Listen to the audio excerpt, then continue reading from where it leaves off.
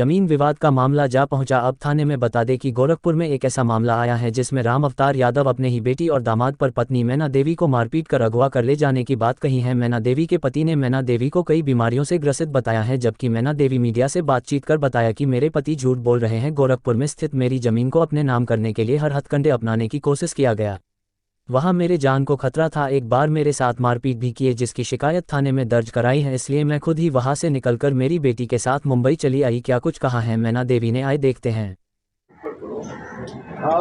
दादी, आपके परिवार के ऊपर आरोप है कि आपको उत्तर प्रदेश से अपहरण करके मुंबई लाया गया। नहीं नहीं, हम अपनी खुशी से आए हैं। हमारे जो है कोई अपहरण करके नहीं आए, न हमारी लड़की न हमारे दामाद। हम यहाँ अपनी खुशी से आए, अपनी बचत के लिए आए हैं। हम यहाँ बहुत अच्छे हैं। जिन लोगों ने आपके ऊपर आरोप लगाया वो कौन लोग हैं? वो सब गलत है। वो सब आरोप लगाए हैं हमारे पति। क्यों ऐसा ऐसा क्यों कर रहे हो? मारपीट कर रहे हैं हमारे मकान के लिए।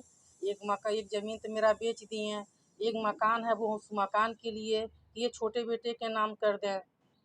यूपी में आपके ऊपर जानलेवा हमला भी हुआ। हाँ, हमला बोले वही हमारे पति जो हैं वही जान से मारने के लिए कि झूठी है, ये नहीं सही है। ये झूठी रिपोर्ट क्यों लिखवा रहे हैं कि आपका अपहरण हुआ? क्या इसके पीछे ये का मकसद झूठी क्या है? अपहरण हमारे बेटी या दामाद के झूठे लगा रहे हैं, सब झूठा बना रहे हैं। उसके पीछे का मंशा क्या है? उनका क्या चाहते क्या है? वो ये लोग चाह रहे हैं कि ये लोग कहीं मेरा मकान लेने लगे। क्यों वो लोग के देंगे? अपने जीते हम किसी को नहीं देंगे। आपको ऐसा भी रिपोर्ट में बताया गया कि आपकी मानसिक स्थिति ठीक नहीं है, आप 7 नहीं साल जी, की हम है, बिल्कुल आप ठीक अच्छा हैं। बुरा आप नहीं लोग के समझ सकती सामने हैं। ठीक हैं, देख रहे हैं। हम बिल्कुल ठीक है, हमारे कोई वो नहीं है, प्रॉब्लम कोई चीज़ की नहीं है। हम एकदम बिल्कुल ठीक हैं। मतलब ये जो बीमारी का बहाना बनाया जा रहा है, ये गुमराह सब किया जा गलत रहा है। है, ये गुमराह किया जा रहा है। क्या कहेंगे मीडिया के माध्यम से लोगों को कि यूपी पुलिस जो कर रही सही कर रही है? ओपी पुलिस के क्या सही माना जाए, उसको क्या सही कहा जाए? वो सब गलत कर रही है। एफआईआर आपने कब करवाया था? 24 तारीख के। क्या हुआ था आपके साथ? हमारे साथ मारपीट हुआ, हमको मारे पीटे, हमको जान मारने की धमकी दी है। तो अपनी बेटी के हम बुलाए, हमारी बेटी लेकर के शाहपुर थाने पर आई, वहाँ मुकदमा लिखवाई 24 तारीख के। तो बेटी ने आपकी जान बचा कर मुंबई आपको हाँ, लाई। हमारी बेटी हम आज जान बचा करके मुंबई लेकर के आई। हम अपने खुशी से आए, हम यहाँ बहुत अच्छे हैं।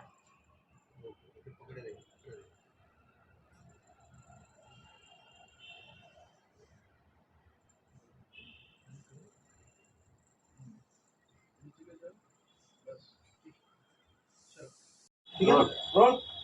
जब आपकी माँ का आपको फोन आया कि मुझे जान का खतरा है, तो आप जब वहाँ गई तो क्या कुछ आपने देखा और क्या कुछ माँ के साथ हो रहा था? जब मैं घर पे गई तो मम्मी हॉल में थी आगे, और मेरा बड़ा भाई बैठा हुआ था जो मुझे एयरपोर्ट लेने के लिए आने वाला था और आया नहीं था। उसके पहले ही मैं घर पे पहुंच गई थी। तो अभी ये लोग मुझे लेने आने की तैयारी में थे, तो अभी वहाँ सब कुछ नॉर्मल था। उसके पहले मम्मी के साथ मेरे पिताजी और मेरे भाई का बहस हुआ था कि अभी आ गई, बिना बताए आ रही है, क्या बात है, तुम बुलाई हो क्या? मम्मी को ऐसे ये लोग बोल रहे थे, मम्मी के ऊपर हावी हो रहे थे। तो जब मैं घर में पहुंची तो मम्मी मुझे जब उन लोग साइड हुए तो मुझे बताएं कि तुम्हारे आने के पहले बारे में ये लोग जानते नहीं थे, और जानने के बाद मुझे एयरपोर्ट तुमको लेने जाने के पहले मेरे से ऐसे बहस ये लोग कर रहे थे। क्या कुछ हो रहा था मम्मी के साथ? क्या कुछ हुआ था? आपने शिकायत फिर दर्ज कराई पुलिस स्टेशन में? मम्मी मुझे 2 साल से करीब ऐसे फ़ोन पे कहती थी, आज मेरे साथ ये हो रहा है, वो हो रहा है, मुझे आज मारे, गाली दिए, मेरा हाथ तोड़ दिए हैं। वो बस बहुत पहले 6-7 साल पहले घर उनका वसीयत करा लिए थे धोखे से ये लोग। फिर एक प्रॉपर्टी था, अभी 1 डेढ़ साल पहले उनको मार-पीट के ये लोग बेच दिए थे, वो पैसा भी वो लोग अपने पास रख लिए थे। अब लास्ट में इनके पास एक ही घर वो जिसमें रहती हैं वो बचा हुआ था। तो अभी वो लोग चाहते थे कि मेरे पिताजी चाहते थे कि वो घर भी मेरी मम्मी मेरे भाई के नाम से छोटे वाले कर दें। लेकिन मेरी मम्मी को घर नहीं देना था क्योंकि एक ही अब वो एकमात्र घर इनके पास बचा हुआ था। तो जिस दिन ये लोग उनका गला दबा के मम्मी को मेरे मारने लगे, मेरे पिताजी और मेरे भाई, तो मम्मी बोली अच्छा ठीक है मैं लिख दूँगी, मुझे छोड़ दो। तो मम्मी को उस दिन वो लोग छोड़ दिए, तो ये बच के और मेरी मम्मी का फ़ोन मेरा भाई टेप करके मेरे पापा को सुनाता था। तो मेरे पापा सुन के और मम्मी के ऊपर हावी होते थे कि तुम घर का बात बाहर क्यों बताती हो? तो मेरी मम्मी जब उस दिन बच गईं, मेरे पापा और भाई छोड़ दिए थे, तो वो जाके दूसरे के फ़ोन से मुझे फ़ोन की कि अभी ये लोग मुझे ज़िंदा नहीं छोड़ेंगे और ये घर लिखवा लेंगे, अभी तुम आ जाओ। फिर मैंने मेरे हस्बैंड से बोला कि मेरा आप टिकट निकालो, मुझे जाना है, अब मैं नहीं रुकूंगी। 2 साल से सुनते-सुनते हद हो गया है। और इसके पहले जब उन लोग ने मम्मी का हाथ तोड़ा था तब भी मैं गई थी घर पे, और मेरे भाई पापा सबको समझाई थी, आप लोग हाथ मत छोड़ा करो, मुँह से जो बात करनी है किया करो। लेकिन उसके बाद भी वो माने नहीं और हाथ उठाते थे। खाना-पीना कम, दवाई कम, दवाई दिखाने के लिए डॉक्टर के पास ले जाते थे, लेकिन पूरी दवाई नहीं देते थे। खाना-पीना कम कर दिए थे। वो चाय 2 बार पीती थी, वो चाय बंद कर दिए थे। और जो भी बातें होती थी सारे किराएदार, अगल-बगल के लोग, सब लोग जानते थे, लेकिन सामने से कोई नहीं बोलता था। अगर कोई बोलने आता था मदद के लिए, रिश्तेदार या कोई भी, तो ये लोग उसको मतलब ऐसे मना कर देते थे, भगा देते थे कि आप लोग बीच में मत पड़िए, आप लोग क्यों बोलेंगे, हमारे घर का मैटर हम देख लेंगे। लेकिन जब मुझे बोली तो मैं मेरी मम्मी को कैसे छोड़ दूँगी? तो मैं मेरी मम्मी की मदद के लिए गई, और जब रात को 22 मई की रात को मैं मेरे पापा से बात कर रही थी बरामदे में, जो कि बरामदे में कैमरा लगा हुआ है और कैमरे में सब है, वो चीज़ वो लोग नहीं दिखा रहे हैं किसी को। तो मेरे पापा मुझे क्या बोले, अंदर चल के बात करते हैं। तो जब अंदर गए तो बात उन लोग को सुनना नहीं था। मेरे भाई और मेरे पिताजी मुझे मारने लगे। तो मैं बोली ठीक है, आप लोग को मार ही पीट करना है तो मार लीजिए भाई। तो ये लोग मार उड़ के ठीक है गए। फिर मैं दूसरे दिन सुबह क्या कि मम्मी को लेके शाम के टाइम में थाने पे गई। तो थाने पे ऐसा बहुत भीड़ भाड़ था तो मैं निकल गई। फिर 24 तारीख को सुबह मैं गई शाहपुर थाने पे, और एफआईआर, मम्मी का मेडिकल हुआ और एफआईआर किया। तो मेरे पापा को और मेरे भाई को बुलाया गया। भाई को रात भर बंद रखा गया, वो दूसरे दिन कचहरी से छूटा था। तो जब मैं एफआईआर कर दी थी, मम्मी का, मेरे मम्मी मेरे पापा के खिलाफ एफआईआर की थी कि 2 साल से मुझे मार पीट रहे हैं, ऐसा ऐसा कर रहे हैं मेरे साथ, अभी मुझे मार डालना चाहते हैं। ऐसा एफआईआर मम्मी ने जो आपको अभी इसके पहले दिखाया है।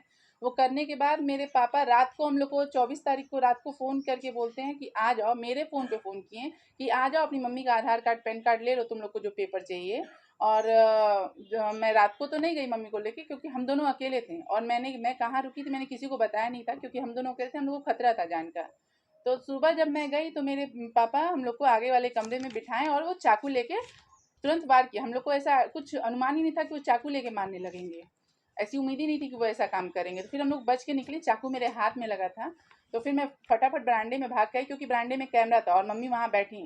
तो अब मैं फटाफट पुलिस को फ़ोन लगा रही थी महिला हेल्पलाइन नंबर पे। और मेरे हस्बैंड ने उस टाइम, मैंने हस्बैंड को भी कॉल किया कि मेरे साथ ऐसा हो रहा है, तो ये तुरंत ट्वीट कर दिए थे सीएम को। तो उधर से भी हेल्प के लिए कॉल आने लगा, पुलिस भी आई। फिर उस बीच में मेरी मम्मी को जब वो अंदर बुला रहे थे, तो मम्मी मेरी उनकी बात में मम्मी को कहते ठीक है, आओ तुम ले लो, आओ तुम ले लो, कि ये तो फ़ोन पे बिजी है और इसको बुला के इसको ही मारते हैं, कि इन लोग मर जाएंगे तो मुकदमा अपने आप ख़त्म हो जाएगा। तो जब अंदर बुलाए, मम्मी जाने वाली थी, तो उस टाइम मैंने मम्मी को एक थप्पड़ लगा दिया था कि आप क्या कर रही हो, अभी तो अंदर से बच के किसी तरह निकले, वापस अंदर जा रही हो। तो वो मैंने एक बार लगा दिया। फिर मैं फ़ोन पे बात करी तो उस बीच फिर वो कंटिन्यू मम्मी को बुलाने में ही लगे हुए थे। वो जान रहे थे कि मैं थोड़ी अग्रेसिव नेचर की हूँ, तो फिर कुछ ना कुछ गलत करूँगी, और सामने कैमरा लगा हुआ है और मुझे तो, मैं एकदम बिल्कुल घबराई हुई थी, कोई मेरे साथ था नहीं, बस हम दोनों अकेले थे। फिर मम्मी को बुला रहे अंदर, मम्मी बोली नहीं मैं अंदर नहीं आऊँगी, आप चोरी का नाम लगा दोगे हम लोग के ऊपर, मैं अंदर नहीं आऊँगी। तो उसके लिए मैंने दोबारा मम्मी के ऊपर हाथ उठा दिया था। फिर पुलिस आई, पुलिस के साथ हम लोग शाहपुर थाने पे गए। फिर शाहपुर थाने पे मुझे चाकू लगा था, मेरा मेडिकल हुआ है सदर हॉस्पिटल में। फिर उसके बाद मेरा मुकदमा लिखा गया, मैं मेरे पापा के ऊपर फिर मैंने एक मुकदमा किया। ठीक है। एफआईआर कॉपी है।